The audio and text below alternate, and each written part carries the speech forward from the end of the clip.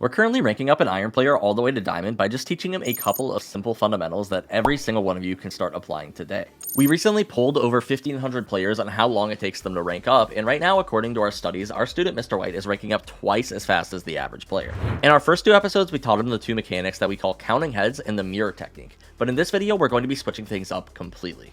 It's time to teach Mr. White a valuable lesson about why some players climb faster than others, and why sometimes you'll be deranking even though it feels like you're getting so much better at the game.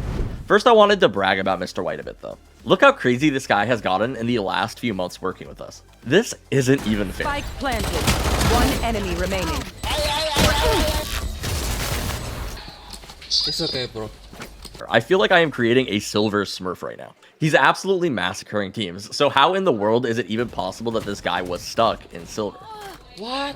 Some of you may have noticed that in the first video, Mr. White was actually playing in a party for some of his matches. This is incredibly alarming for some viewers, I'm sure, because they immediately think Mr. White is just getting carried by his friends. If I had friends to play with, I could rank up too. But what if I told you that playing with your friends is actually one of the worst ways to possibly rank up that you could imagine? In fact, in Mr. White's case, when playing in a duo or trio, he actually had a dramatically negative win rate. And his solo win rate is actually his highest, which means that if he was just playing solo, he'd be ranking up much faster. That's ridiculous though. People are always telling you if you really want to climb, you should get a duo. Does his duo just suck? Well, not really, but sort of. For what it's worth, if we were coaching Mr. White's friends right now, I'd be telling them the same thing. Don't play with him either. Solo queuing is just the best way to improve quickly. This is the advice I never want to give players, but everybody needs to hear, because it really is the secret to improving quickly for most of you. The reason I never want to give this advice is because I don't want to be the one to tell a player that they shouldn't play with their friends. If you're in silver, or really any rank for that fact, it's up to you to decide what your priority is. Do you want to climb, or do you want to have fun? For some people, climbing is fun, so these two things don't need to be mutually exclusive. In Mr. White's case, at least from observing his games, it seems like he's capable of making his own fun in them, which is something I encourage everyone to try to do. Hello, Rice. Why are you so good? I can buy for you. Why are they not coming to me anymore? So sad. One enemy remaining. What? Yo! You're just destroying them, Brimmy. Can I see the sticker again? Yo, that's funny, bro. But for some people, the game is only fun when you're playing with your friends. And in this case, it would be kind of messed up for me to tell you to not play with your friends. It's actually pretty common that people contact us for coaching really early on in their Valorant career before they even know if they like the game or not. If we tell a player like this that they're only allowed to play the game solo, they very likely will just stop having fun and quit the game. That would be horrible. I want Mr. White to have fun, but I also want him to climb. This is why it's important for me to explain this to students and then give them the ability to make their own decisions regarding how they want to proceed. There's a reason that playing with your friends sucks though, and it's because people improve at different rates. Not only that, but if you're watching this video, you're likely a lot more ambitious when it comes to improving than your friend.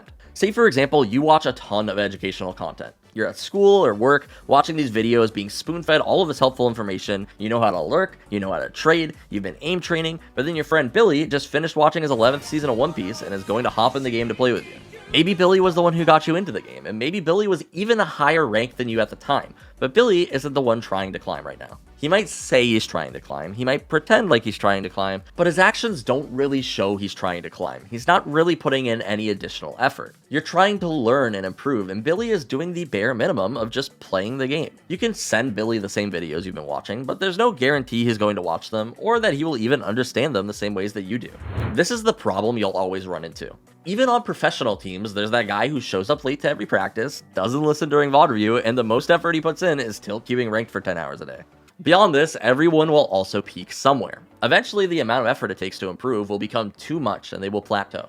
Maybe their plateau is Bronze 2, maybe it's Gold 3, maybe it's Immortal 1. Eventually, they will hit their peak, and the only one who can get them past that peak is themselves. If you want to hit Radiant, you're not going to make that climb by playing with someone who has been Gold for 4 acts. It's just not going to happen. The problem is ambition. One person is always putting in more work than the other. Regardless of which person you are in that duo, it's going to be bad for you.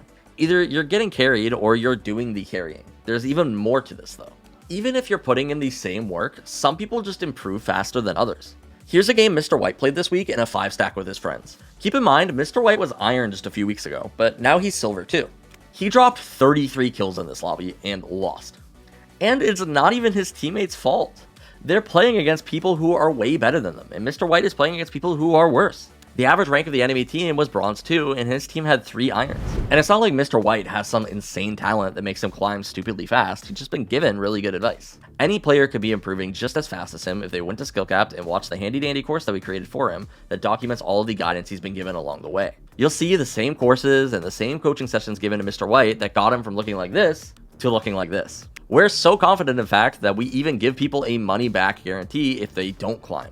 Any player is capable of doing this, and it's literally no risk. But in this case, games like this suck for both parties. It sucks for Mr. White because he clearly deserved to win the game, and it sucks for his teammates because their opponents are clearly better than them. This is because the game is trying to balance the matchmaking with the Giga Chad Killjoy main who is gaining 36 RR a game.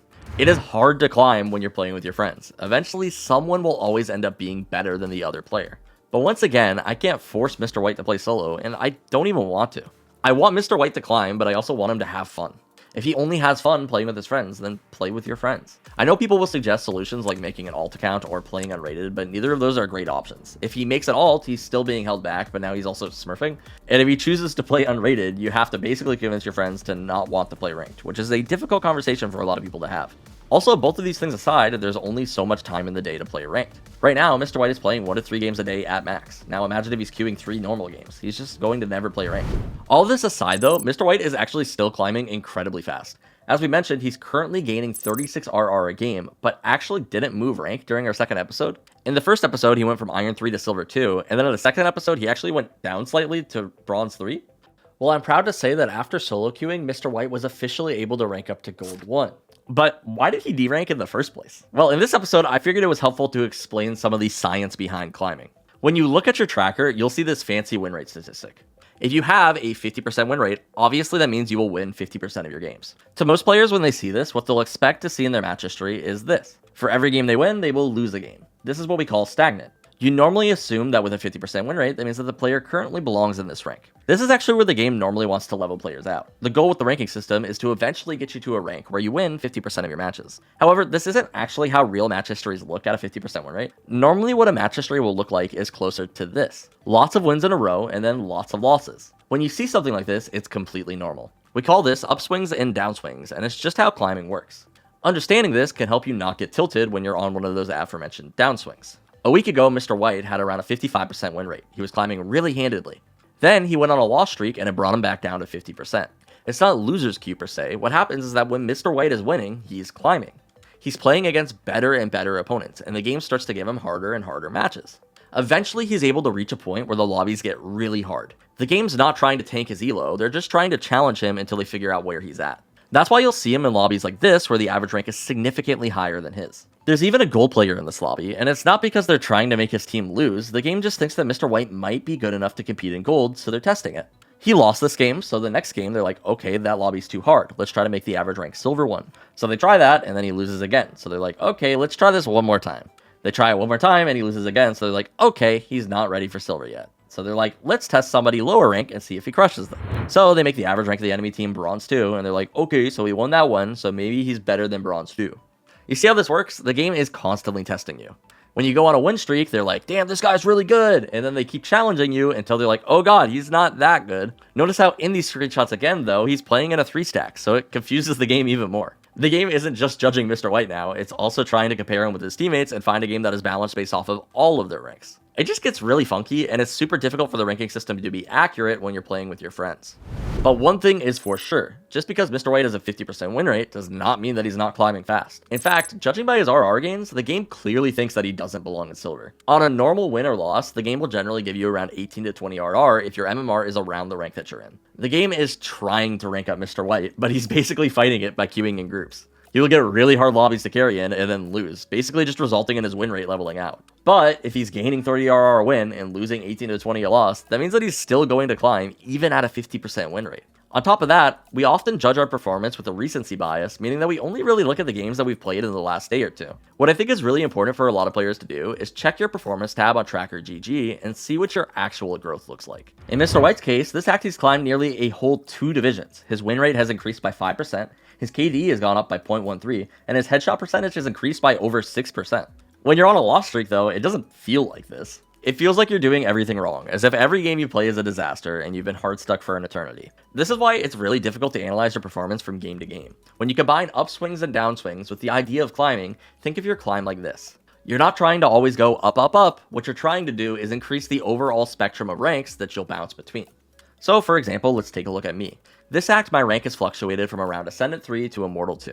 This could be considered my dynamic range of rank right now in Valorant. In the past, my range was definitely lower, so maybe it was something like Ascendant 2 to Immortal 1. When you climb, basically what happens is your highs get higher and your lows get higher as well. You will still go on loss streaks, it happens. When I go on a loss streak though, normally I'm aware that the lowest I'll end up going is around Ascendant 3. The reason for this is because when I get to Ascendant 3, the lobbies become too easy for me and I start to win more. Your range will only be so big. It's not like I'm just going to drop down to gold randomly, I'm just past that point. In Mr. White's case, right now his range looks something like Silver 1 to Gold 1. His goal is to break into Gold 2, so that now that range becomes closer from Silver 2 to Gold 2. Notice how your rank will still fluctuate within that range, but overall, your average rank is climbing. Remember though, if you're looking to climb just like Mr. White has, we've documented all of the coaching sessions we've done with him, along with every course we've sent him to improve, all over in our Iron to Diamond course at Skillcapped. Every step of the way, you'll hear the same things that Mr. White did to go from Iron to Gold in just one act. With dozens of courses on our site crafted specifically to teach you all of the things that you need to know to improve, there is no faster way to currently climb in Valorant. We even offer direct access to our experts in Discord through our Ask a Pro channel, so if you have any questions on how to improve, you can get them answered immediately. In our next episode, we're going to be breaking down the exact advice that we gave Mr. White to instantly start carrying matches on offense, but you don't need to wait for that because the session is currently live in our course. Check it out with the link in the description below, and other than that, we'll catch you in the next one.